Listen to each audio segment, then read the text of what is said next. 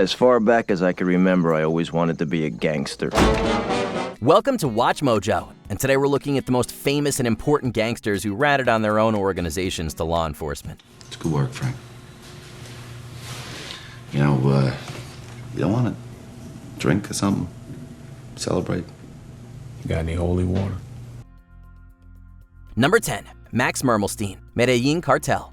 Florida-based engineer and smuggler Max Mermelstein was a key player in the Medellin cartel's American operations. After his arrest in 1985, he provided one of the U.S. government's first major blows against the organization. Mermelstein's testimony brought indictments against Pablo Escobar, Fabio Ochoa Vasquez, and others. At the time, he was the most valuable informant in American history. The government had no idea, and honest to God, if it wasn't for Max Mermelstein, I don't think they would have ever caught us. Escobar put out a $3 million bounty for Mermelstein, who was protected by the Witness Protection Program. Mermelstein was still under protection when he died of cancer 15 years after the cartel's dissolution. Betraying the world's most notorious drug syndicate cost him his family and his very identity. This sacrifice surely wasn't the worst decision of his life. Number 9, Joseph the Ear Massino, Bonanno crime family. Joseph Massino turned the Bonanno family into one of the most powerful mafia of the new millennium. He was so scrupulous that he ordered colleagues to refer to him by tugging their ears, in case the FBI was bugging their meetings.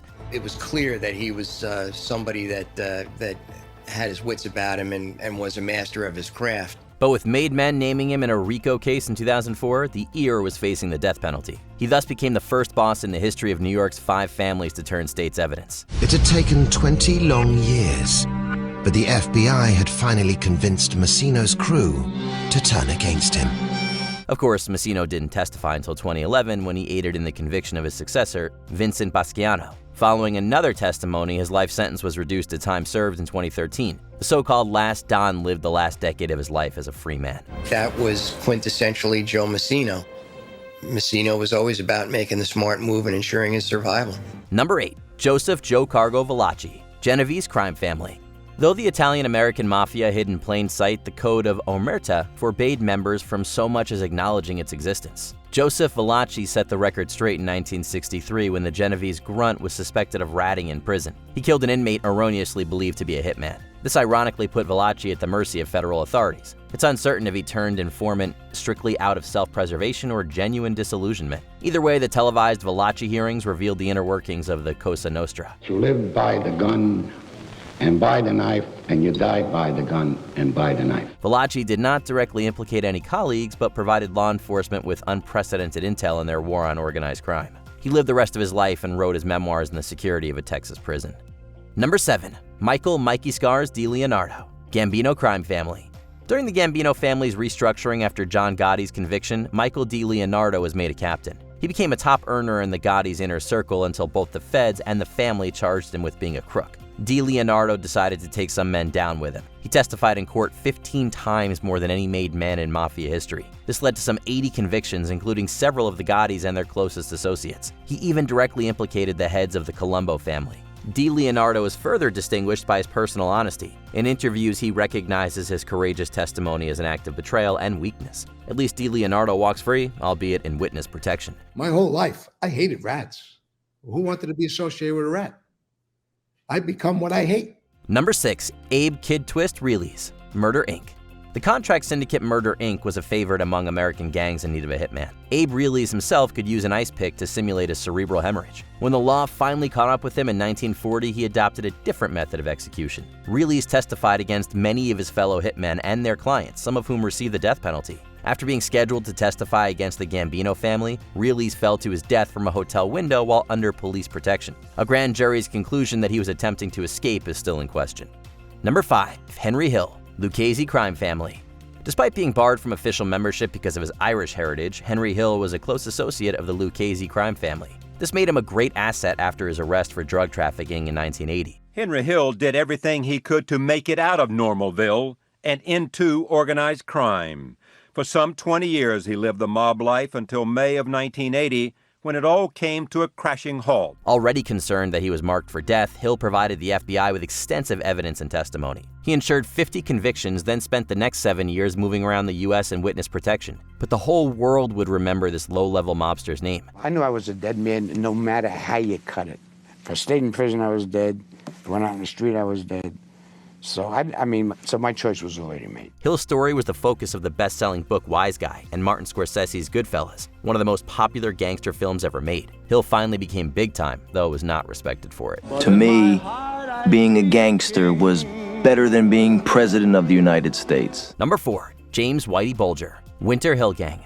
The brutal leader of the Winter Hill Gang openly terrorized Boston for years. How did he get away with it for so long? In 1975, James Whitey Bulger agreed to become an FBI informant without facing criminal charges. This allowed him to cripple rival gangs, while protecting his own from the authorities. But in 1994, public exposure of this corrupt deal forced Whitey to go on the run. Bulger skipped town, first with girlfriend Teresa Stanley.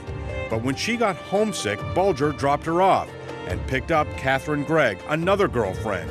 They vanished for 16 years. He was captured in 2011 and ultimately convicted on 31 counts. His conviction is a moment savored by the families of his victims who thought this day would never come.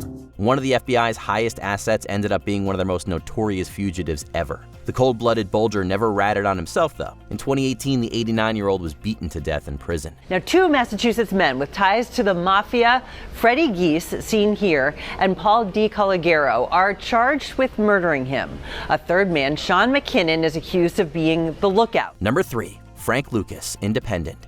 With the Mafia controlling New York's narcotics market, Frank Lucas was an industry unto himself. Frank Lucas had it knocked because not only did he have the Italian Mafia on his side, but he also had the NYPD, an incredibly corrupt organization in the early 1970s, protecting him. The Kingpin was known for personally smuggling his product from the Golden Triangle. Still, for all his power and elusiveness, Lucas was sentenced to 70 years for trafficking in 1976. And all of his assets worth $37 million are seized. They include an office building in Detroit, apartments in Los Angeles, Miami, Puerto Rico, and Harlem, and bank accounts in the Cayman Islands. He soon turned on his colleagues. By the time his sentence was reduced to time served, in '81, Lucas was responsible for more than 100 convictions. He was himself convicted of dealing again 3 years later. Lucas's story as criminal underdog and rat is truly one of a kind. Lucas gave significant information. I'm not saying he gave everything he knew, but he gave, I'm going to say, maybe 60% of what he knew. Denzel Washington immortalized him in pop culture in the acclaimed film American Gangster. But Lucas's significance on both sides of the war on drugs goes beyond cinematic. Let me ask you this. Do you really think that putting me behind bars is going to change anything on them streets? Them dope fiends are going to shoot it, they're going to steal from it, they're going to die for it. Put me in or out ain't going to change one thing. Number 2, Tomasco Busetta, Sicilian Mafia.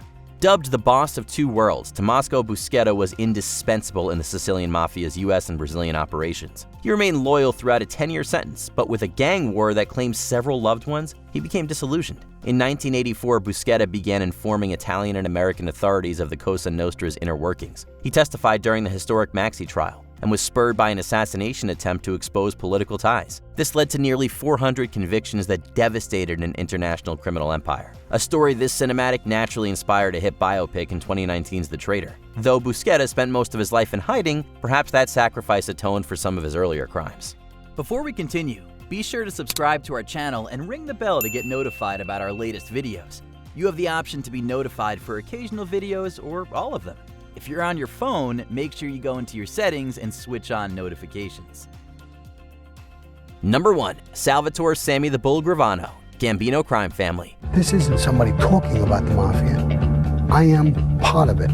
John Gotti led the Gambino family as one of the most powerful and ruthless figures in modern organized crime. He couldn't have done it without Sammy Gravano's often brutal support. But after the Gambino leader's arrest in a raid, the FBI revealed wiretap recordings of Gotti questioning his underboss's integrity. This convinced the Bull to become the first high-ranking New York mafioso to turn state's evidence. I began to cooperate with the government in 1991. I decided to cooperate before we, meaning me, John Gotti, and our acting consigliere, Frank Locascio, went to trial.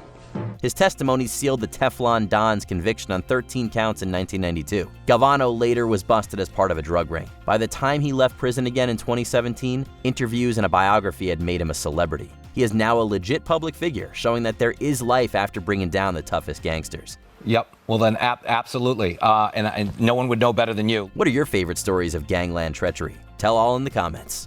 What you want? I want what you got, Uncle Frank. I want to be you. Check out these other clips from WatchMojo, and be sure to subscribe and ring the bell to be notified about our latest videos.